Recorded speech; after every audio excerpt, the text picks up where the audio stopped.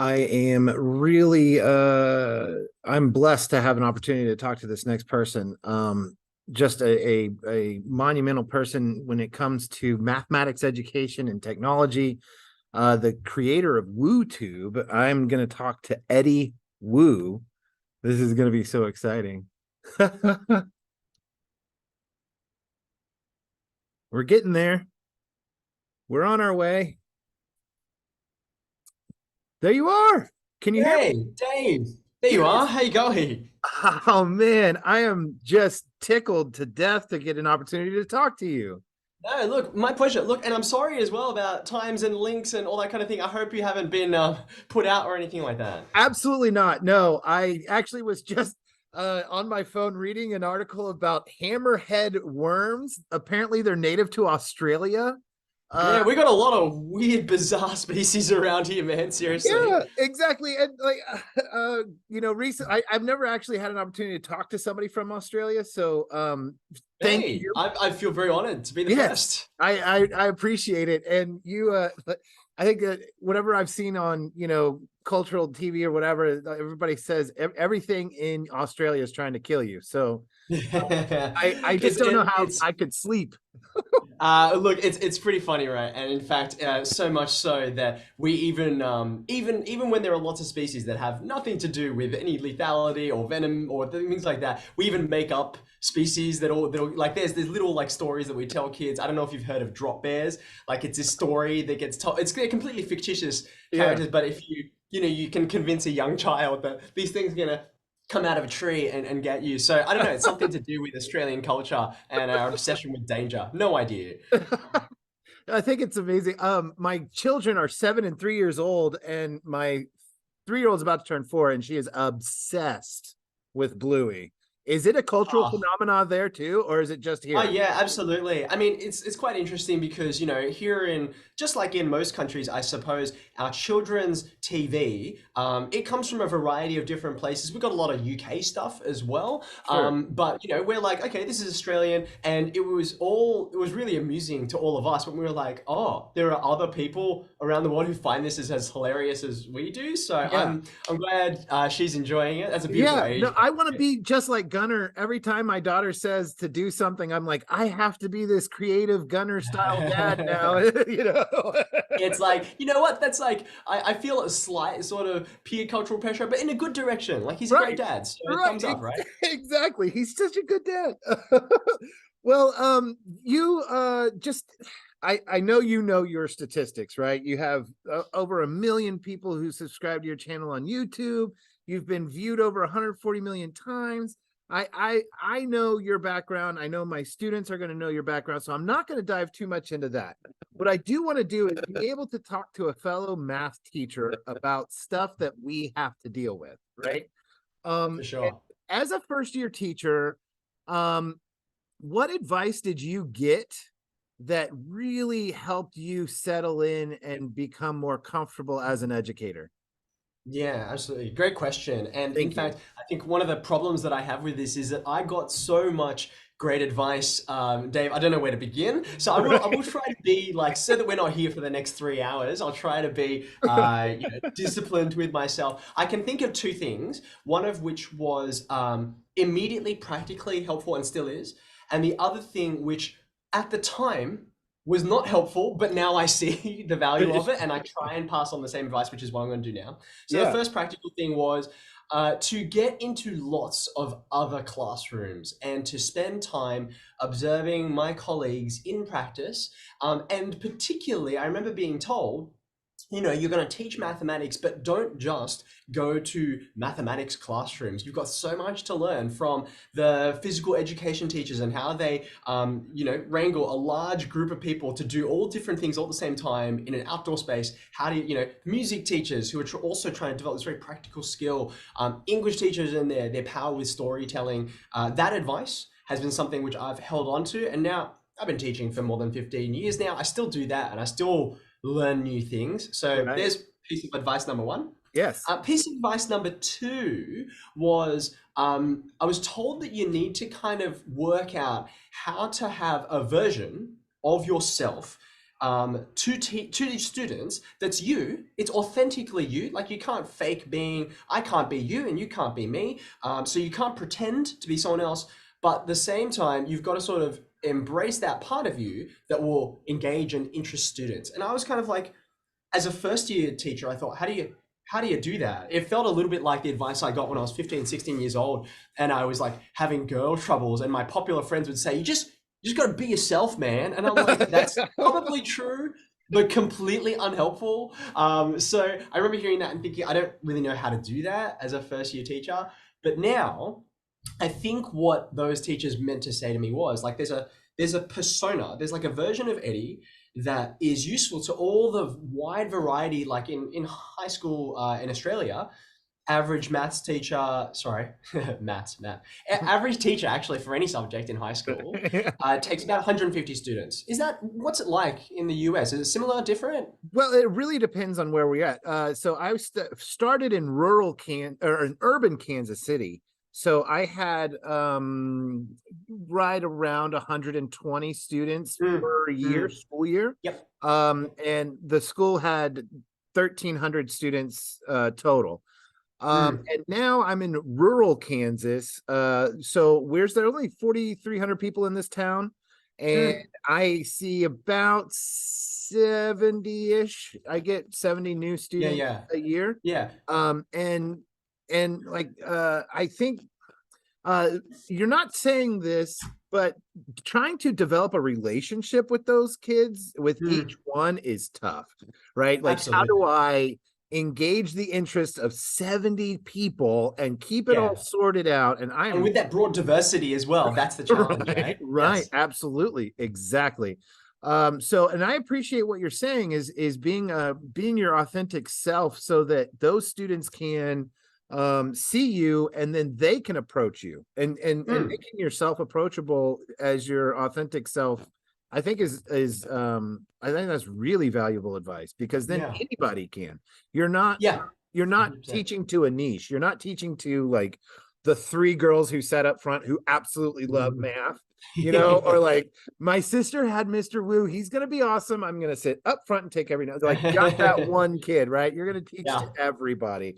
Yeah. I So have a responsibility for the whole right, class. Exactly. right. And that's I'm in year 6, 7, 8-ish. And it's that part is just now starting to become more prevalent, right? Mm, Where mm, I'm I'm being more conscientious of the daily, day in, day out interactions that I'm having with those kids. So I mm, really mm. appreciate that.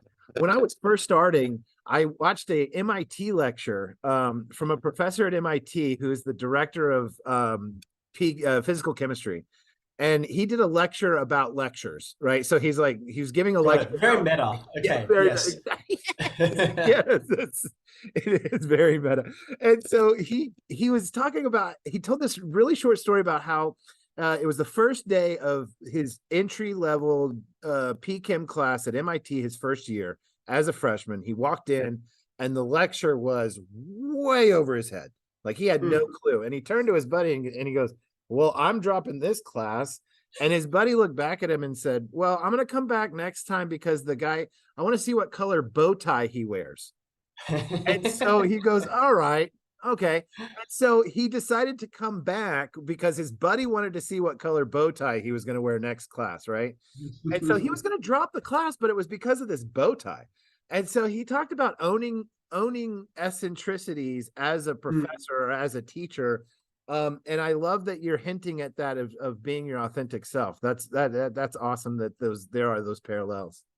100%. And I think just to sort of close off that idea, there's no point trying to be someone else. Like you have to be you, but also to not shy away from that. Like every teacher has their idiosyncrasies that make connection with the teacher for the student easier to do. Because I think there is, I have definitely worked with teachers before, and this is a phrase which I didn't coin. I'm not young and cool enough to say this kind of thing, but I'm like, I think I know what you mean. This pre-service teacher actually, she said to me, sometimes I work with teachers and they're really bland. And I said, what do you mean by that? And it's like, look, they teach their curriculum, they might do it well, but I don't have any sense of who they are as a person. So it's very hard to connect with them. And so much of teaching is not just delivering curriculum, it is student connection and relationship, like you've been saying. So that's why I think that's critical. Well, I think what made you explode, and I know you've heard this from tons of people, but now that I have your attention, I get to tell you to your face via Zoom. Your excitement and enthusiasm is palpable. There is it's just so close to being tangible, and Mm. it's wonderful. I've shown like a handful of your videos to my students, when I'm like, I could tell you with this, but he's got a really good explanation, right? So I spend my lunch breaks watching like Numberphile, Veritasium, and you and other things just to get an idea of like maybe I want to teach it different next year, maybe whatever it might be. And so when I hear you, like sometimes the way you say something or your explanation of a certain topic is just so good. I'm not going to try and imitate this, guys. I got something out of this, and let's just watch it, and then we'll have a discussion afterwards. Sometimes Mm. that's an okay thing to do, and I appreciate you being a resource as far as that goes. And I just wanted to just say thank you for having the enthusiasm for mathematics and allowing the world, right, having the globe just be okay. I'm not just enthused with mathematics because Mm. of you, and I appreciate that. No, that's I mean, I would say that that's excessively kind of you, Dave, because in some ways I don't know how else to be. But actually Right. your words remind me a lot of, I don't know if you have ever heard of, there's this pair of magicians in the US actually called Penn and Teller. I mean, they're pretty famous. They Yes. got this show in Las Vegas, Yes. right? Yes. Yes. Yes. And Teller very famously does not speak Correct. during his magical acts, right? For any of the students out there who are like, who are these people, right? Yeah. And he's just go watch him, find a clip of him. There's many on YouTube. But Yeah. one of the Fool things us. he said, because he does actually he does actually talk. He's not mute. It's just during his acts, right? And one of the things he has said in an interview which I read, which is amazing, was talking about exactly the point you're mentioning. He says, if what I'm trying to do is communicate to an audience. I want to bring joy and delight to them, my own joy and delight in whatever it is that I'm doing, and for him, it's obviously the performance of sleight of hand or an illusion or something like that. But for us, it's about ideas, concepts, skills, these patterns and realities that are sort of swimming around us in the world. And if we can capture and sort of bottle, I guess, that sort of excitement of discovery, and like, I can't believe, like, this is mind blowing that this is an idea which I can explain to you through mathematics. I think that's the first step to helping our students engage with it, right? Someone said to me once, if you want to be interesting to your students, then be interested, Oh yourself, wow. be interested. Yeah. So I found that really powerful advice. Yeah, that's really good. So when your videos went absolutely crazy and you're sitting there going, "Oh my goodness, I was trying to help one kid." Like I just wanted to keep one kid in the loop, right? You've had that Mm-hmm. when you were a student and you missed one day of school and you came back the next day, like the bus ride to school or the car ride to school. I always was like, man, they all have a secret that I don't have. Like I missed out. Like I absolutely Mm-hmm. missed out, and I hated that. What's really cool is that the way you started is by trying to keep a kid in the loop, right? And that was awesome. I appreciate that. Whenever it started to go crazy, did you have a what was your principal thinking? Did your principal come to you and say, "Hey, now, Yeah. Mr. Wu, we need to talk about this," or like, It's a great question. you're So, doing this on company time, it's going to be a yeah, company yeah, time, no, you no, know? yeah, fair point. It's a really interesting kind of like this is a great question. Like, I've had the great joy and privilege of being interviewed a bunch of different times, but this is actually a question that's never been posed to me in this exact way. So let me take you back and tell you a bit of the story, right? Please. The first principal I had, who, when I had started the channel, so this is back in 2012, like a million years ago, right? But when I first floated this idea with her, she was like, "Oh, okay." Like, I think when I said YouTube, she was like, that's the thing with cat videos, right? Like, what is this, right? What's the point of, do you really belong with that? And this is also back in the days when you had to have only certain accounts could upload content any longer than 10 minutes. Oh, Like that's it was right. back in, this is a long time ago, right? Anyway, Right. I think she just found it a curiosity. Thought maybe, these young people and their fads. Like I was a lot younger than I am now, right? Still in my Right. 20s. And I think she just thought, whatever. And as you point out, it started to grow. And I think she just kind of looked at it with bemusement. And actually, again, sort of by coincidence, very soon after it started to grow, I got a new job at a new school, and I said to that principal, "Hey, are you okay if this is something I started doing in my previous school? Would you be all right if I continued doing it?" And he said, "Oh, yeah, sure. Actually, your videos are the part of the reason why one of the staff members at our school saw them, and she was the one who reached out to you and said, 'Hey, do you want to apply for this position?' Like that was the That's invitation, and I cool. didn't really understand that. So I was like, oh, okay, they had this recognition that this was out there and that they were okay with it. I still don't quite think that anyone fully comprehends. Like it's lovely, but very strange. I'll be doing the grocery shopping with my kids, or I'll be sitting in the airport at the gate, ready to catch a plane to go speak at a conference or something, and people will come and say hello. They'll be like, "Are you that maths guy?" Which is Yeah. just it's never not strange, but it's a real delight that it means it tells me, just like you've said to me today, I get to have this outsized impact, which I do not deserve, but I'm grateful to have the opportunity. So Yeah. yeah. And so the reason for all of this is that I do a bracket. So one way that I try to inspire my students is I spend, I don't know, maybe 10, 15 minutes at the end of the week introducing people of historical importance in mathematics. And I've done this in a bracket where they vote on who they like, and we do a tournament, right? And it's been dead people for years. And so finally, I said, "Oh, we're going to introduce living mathematicians." And I started to think about the criteria for great living mathematicians. And of course, you search YouTube, you go, who are the 10 best living mathematicians? And, you Terence Tao, Australian.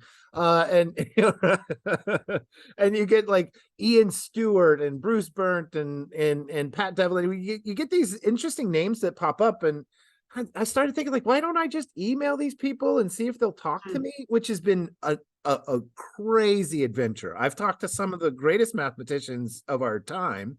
And then I started thinking, what's my criteria for a great mathematician? Is it somebody that does the work, or is it somebody that can communicate the work? And so Mm, I started looking at, like, Brady Heron is a journalist, also mm. Australian. Matt Parker is a comedian, also Yeah. Australian. And I start thinking, like, they matter. Like, this Mm, group of people really matter in mathematics. What you are doing is you're being a help to a global cause, right? There's a global audience that you are reaching, and so I feel like that absolutely matters. So I mm. put you in my list of 16 living mathematicians, right? And I'm gonna let my students vote and see how it goes. And I wish you the best of luck this year. And I will keep you informed on how you do. But Yeah, I that's, appreciate that, Dave. I've got to yeah, say, I will be very open and transparent and say I don't mind. every year when I'm watching like the US Open or something like that, and I'm keeping tabs on something where there's a tournament, people get knocked out and so on. I'm like, yeah, you know what? When I had a look at some of the names you mentioned, I'm like, don't think I'm going to get very far into these brackets, but that's okay. It is its own honor. It truly is, Right. especially hearing you just talk just now. It is its own honor to even be part of all of this and to have the opportunity to help your students, I think, see just the I know we said this word before, but the diversity of who engages with mathematics, I think that's critical. It's interesting you talked about highlighting these people and personalities and their contributions, I guess, to the field of mathematics. The school that I went to when I was a kid, they actually had a long corridor, and in that corridor they had images of mathematicians throughout history, and they were great people. You had Pythagoras, and you had Euclid, and you had Ramanujan, and all these incredible people, right? But it was definitely a moment where, say for example, in this list, there was only a single woman, and that was Ada Lovelace. And I Sure. thought to myself, Yeah, okay, look, I mean, interesting bunch of names, but I didn't really, think that hard about the fact that, okay, it's really hard to be something if you can't see it. And, I hope for your students that as a person who, by my own admission, mathematics was something which took a long time for me to warm to, certainly all the way through school. And even part way through university, that's probably when there was a bit of a tipping point. I wouldn't have called myself like even you saying now to me like, I'm thinking about mathematicians and you're in this, big group. I'm like, really me? But hopefully what I can do is broaden your students' sense of who a mathematician can be, because I think we all have our place in that arena. You're absolutely right. And I think that just being able to communicate mathematics is a skill within mathematics. Mm. It is. I think it is a branch of mathematics. And I think Brady Heron. Have you had a chance to meet Brady yet? We haven't. We've traded communication back and forth, but despite the fact that we are both from the same country, I mean, he's based in the UK at the Right. moment, and Sure. I actually, it's really interesting, right? Obviously, I make my own videos online, and when I've got a thing I want to talk about, I will just make a video. But I have, Dave, an idea in my back pocket that I've been storing for if I ever get the opportunity to sit in front of that legendary brown Oh, paper. And yeah. I've been like, no, no, I've steadfast, like I've held on to it for like 6, 7 years, and I've been shocked. Like I went through, like you, I watch Numberphile and Veritasium and all those kinds of things. I watch them too for my own inspiration as well. Yes. And it's kind of amazing to me that across all the hundreds of videos, I'm like, I'm pretty sure this one idea isn't there anywhere yet. So I'm holding on to that one quietly. Yes. So Keep hopefully I it. will get the chance. Keep But it. yeah, as Yeah. you said, communication is its own contribution and skill, right? Yes, I absolutely believe that. Okay, now another question that I have for you is that I try and work with my students on having a growth mindset, Mm. right? And so for somebody like you, once you get a million subscribers or you've hit this like monumental mark on the globe in mathematics, do you still wake up in the mornings hungry to be a better educator, to be a better mathematician, to learn more about mathematics, to be able to share math in a unique um Eddie Wu kind of way? Is that does that do you still have a drive and a fire? And where I guess where does that inspiration and that wellspring of inspiration come from? I mean, the first thing to say is, directly to answer your question, without a doubt. I mean, that passion, that fire is still there. If anything, it's stronger than Oh, ever. good. In answer to your question of like, where does that come from? So I think it comes from a few different places. The first most obvious place is it comes from the students, the young people who I work with, right? And it comes from in both directions from students. Like number one, as you well know, because you've experienced it yourself too, when you see that moment of epiphany that students arrive at and you've shown them something and that you'll hear it, you'll see it on their faces, Yep. they'll sit up there and be like, what, are you serious? And it's slightly addictive actually when you get that Yes. moment. Yeah. But it also works the other way, right? Like it's when you might prepare a lesson, you think this one's pretty good, and it's flat. It doesn't connect, and you look at the students confused, and you're like, what have I done? And you walk back from your classroom to the staff room, just thinking, what? How did that become such a train wreck of a lesson? And you're like, I've got to do better than that, right? Like that's a drive there. I guess probably you were pointing out this fact that I feel like I have had, this measure of success throughout my career, however you describe it. Right. And for me, in some ways, if anything that's pushed me further, here's the metaphor, the image I have in my mind. Developing as an educator, developing as a mathematician, as a teacher, I guess in many different fields, it can feel like you're, climbing a mountain and you see the summit there, right? And you're sort of reaching toward it. And I'll give you an example of this. When I was in my first couple of years of teaching, I remember being surrounded by a faculty of mathematics teachers who were pretty much all old enough to be my parents. And they Right. did kind of treat me a little bit like, oh, look, here's little Eddie. He has no Yeah. idea what he's doing. We better look out for him, right? So they mentored me. They really helped me. One of the Yeah. things that fascinated me was I would, encounter a question that I wanted to teach my students, right? And I'd try and work out a solution. And either I just couldn't work it out. I'd be like, I don't know what to do with this, right? Or I'd get an answer, I'd get a solution, I'd get a proof, but I'd be very dissatisfied with it. I'm like, this is confusing. I can tell it's confusing. I am predicting that moment. I get up in front of the class and it's just not going to be clear to them, right? So I'd turn to one of my colleagues and I'd say, hey, Bob, can you help me with this question? And Bob would, without hesitation, he wouldn't even like take a moment to look and reflect. He'd say, oh, I remember when this was in the 1995, high school certificate, and this question was a real curly one. I'm like, how can you possibly have a memory to know exactly? And then he would trot out, not only a great solution, but he's like, here's 4 other ways you can solve that. I'm like, my goodness, like what a brain, what a mind you have, right? Yeah. And in my early years, I thought of like the summit I was trying to reach was one day, Dave, I hope I'll be a teacher who can have such an expansive encyclopedic knowledge of Right. mathematics that I can just instantly answer a question and do it well, right? So that's kind of I started to climb that mountain, right? And sort of after 4 or 5 years, when you've taught the same syllabus a few times, you're like, I'm starting to get familiar with this. I felt like I was getting close to that summit, right? But then I realized as I reached the top of this peak that actually sometimes in class, a student would ask me a question. I'd be like, ooh, I do know the answer. And I would give it to them right away.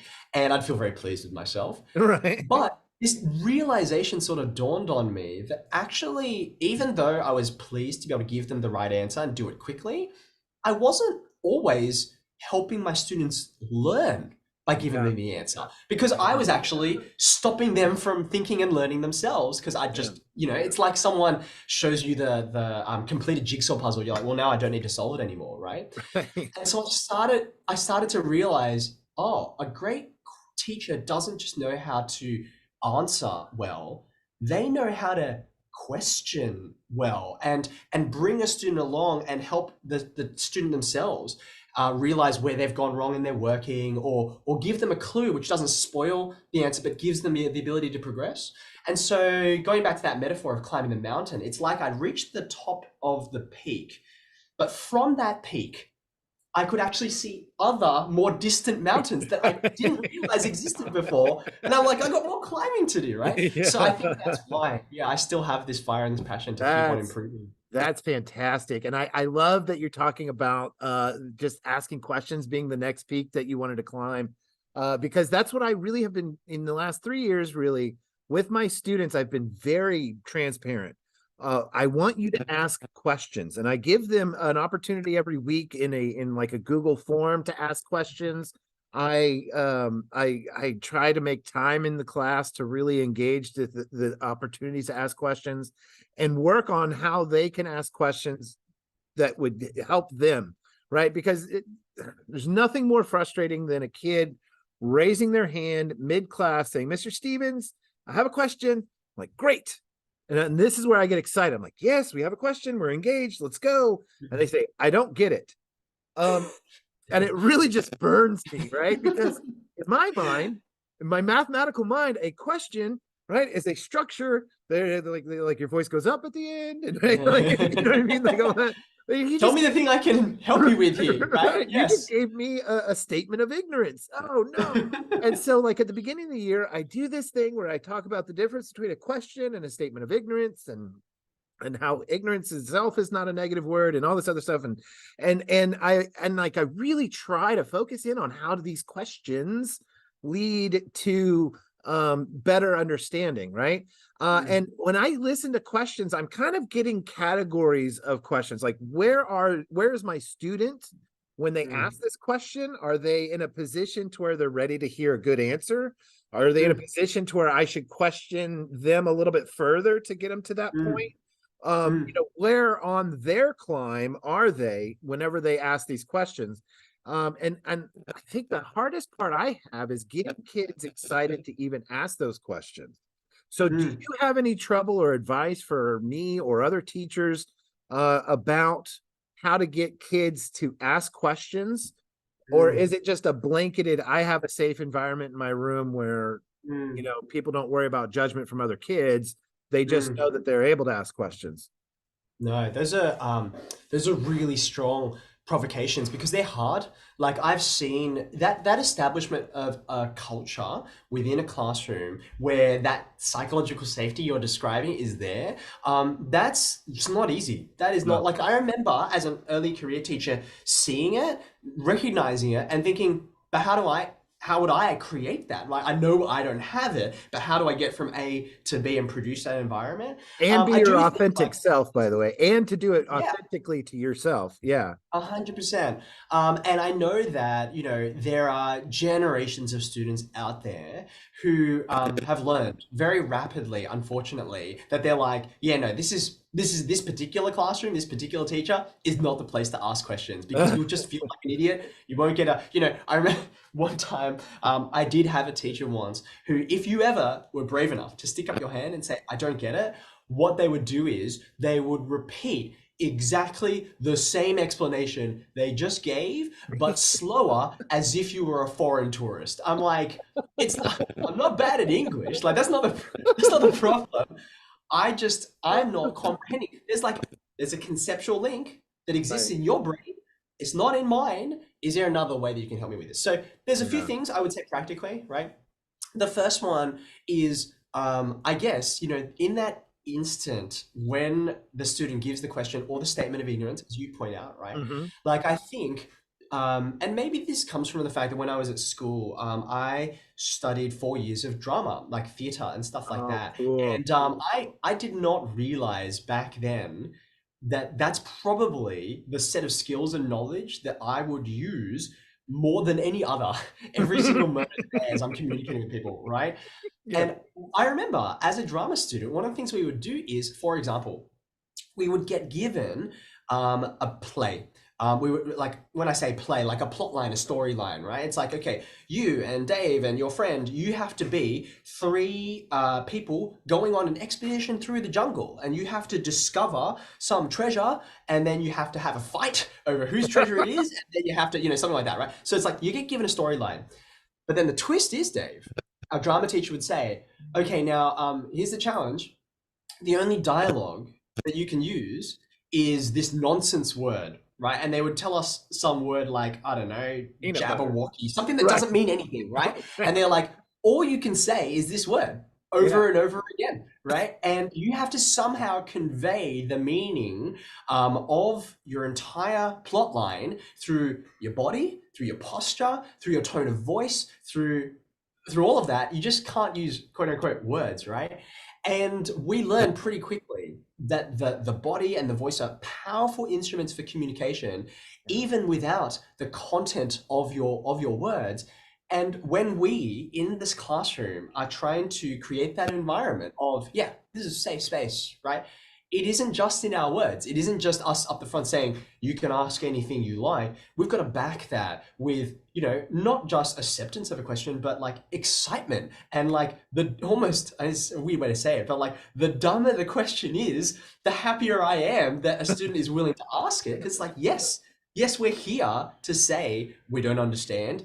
How can we move toward understanding, right? Right. So little things like that, I think, are very powerful, and they make in sequence and over time, that is what creates the culture of, yeah, we're cool with this. He's Mr. Wu, Mr. Stevens is a teacher you can say anything to and not be afraid, if that makes sense. That's really Yeah. important. Yeah.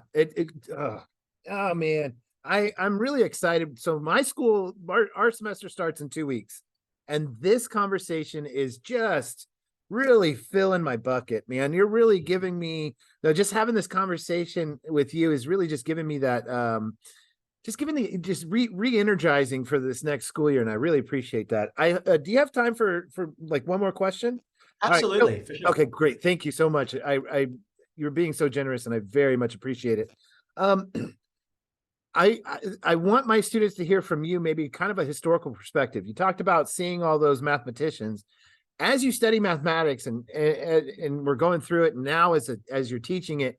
Is there one particular mathematician that you feel connected to, or that you've just Mm, like, ah, this guy was so smart. I can't believe he thought to do this, or mm. this mathematician was just like the breadth of work that so and so did was really inspiring. Is there one mathematician that sticks out for you? Yeah, that's a hard question to Yeah, answer when it you're is. picking just one. I'm going to slightly cheat a little bit, Please. Dave, and I hope you don't mind. But I feel justified in my cheating selection. I'll show you why in a second. I'm going to pick someone whom people wouldn't normally describe as a mathematician. Okay. Then again, I would not normally describe myself as a mathematician, so I feel like I've got permission to do Fair. that. Fair enough. And it's super easy to argue that this person did a huge amount of mathematics in order to do what we do know them for. And so the person I'm thinking of is Richard Feynman. So people would classically introduce him as a physicist, right? They wouldn't call him a mathematician. I think even he himself would not have described himself as a mathematician. However, the reason he comes to mind is number one, I'll never forget, I was talking to a physics teacher who used to work here at my school.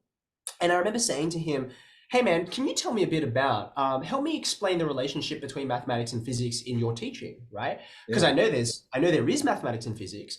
And he said to me, "Well, Eddie, it depends on where you're at in terms of your learning journey. I know, say for in school, right, you're doing a bunch of like experimentation, and that's not really maths, even though you use mathematical tools to understand your results. You do a bit of, you work with the equations, that kind of thing. But then when you hit university, he said to me, I opened up my first physics textbook and it was just 100% maths. And I was like, oh, okay, sure. So that there's a deep connection there, right? So I feel justified to say Richard Feynman, definitely someone who was steeped in the world of mathematics. But the thing I particularly love about him, and the thing that resonates about him with me, is the thing you said before, right? He was not just a phenomenal mind, incredible at solving, problems that no one had ever encountered before. Like famously, towards the end of his career, one of the things he did was he solved the mystery of how and why the Challenger space shuttle tragically exploded. Right, he solved that Oh, mystery. yeah. But not only was he an incredible intellect, but I think the thing he was most unique about was his ability to take a complex idea like, quantum electrodynamics Mhm. and to articulate that in a way that was clear and understandable to other people. He created these things called Feynman diagrams, which were this incredibly simple visualization for what happens when two photons are interacting with each other. And when you see a Feynman diagram for the first time, you're like, oh, how else would someone explain or visualize or sort of clarify to someone else what's going on there? But there was a time when those things didn't exist. He just made them up out of his brain, and that's an incredible skill of creativity and of communication that I aspire to. And one Yeah. of my favorite quotes that I just say over and over again to every teacher, and in fact many students who I work with, I say, it's from Richard Feynman: "You do not understand something truly until you can explain it simply." That is just amazing to me. I come back to this profound idea over and over again. So I think that's why, Dave, I'd have to pick Richard Ah, Feynman. that's a fantastic, fantastic, and really eloquent way of describing your favorite. That's amazing. Yeah, So no, thank you. it's almost as if you practiced, you know?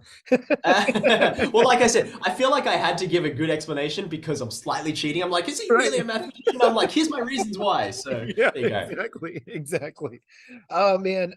I really appreciate you giving me so much of your time. I don't want to steal any more of your time. I know you're really busy. I know you have uh much bigger things to do. So I just wanted to say thank you very much for giving me your time. Thank you so much for connecting with me and my students. And just I would honestly, after talking with you, if you ever found yourself in Kansas City and you didn't call me and tell me, I would probably have my feelings hurt. No, I would. I would have my feelings hurt.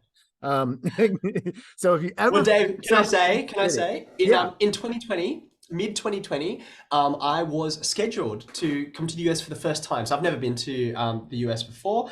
Yeah. And part of why I was meant to be coming along was that the first book that I wrote, which published here in Australia in 2018, it was published in the US. And I was really excited and thrilled. And we had the whole tour booked. And in fact, Kansas City was one of the stops on the tour. Really? But of course, people remember 2020, not a great Pandemic. year for Yeah. international travel. So the trip never happened.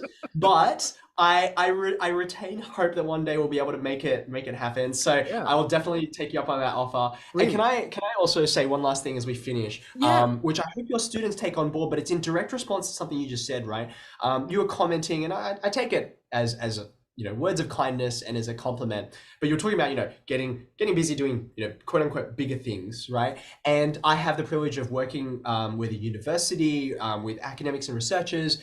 I work now, even though I'm still here at school, I also work with the Department of Education here in New South Wales, which is a state of Australia, and I deliver professional learning across the state to teachers and schools and that kind of thing. And those things are quote unquote bigger, they're broader, but I want to say there is nothing bigger than being able to have an impact to positively influence even just a single student and have the opportunity to change the trajectory of their life with something as powerful as mathematics. There isn't anything bigger than that. So I think the time that we've been able to spend together has been tremendously valuable, not just to you and your students, I hope, but to me as well. Yeah. So thank you for No. giving me the privilege and the Yeah. opportunity. No, you got me. You got me because that's exactly what this is.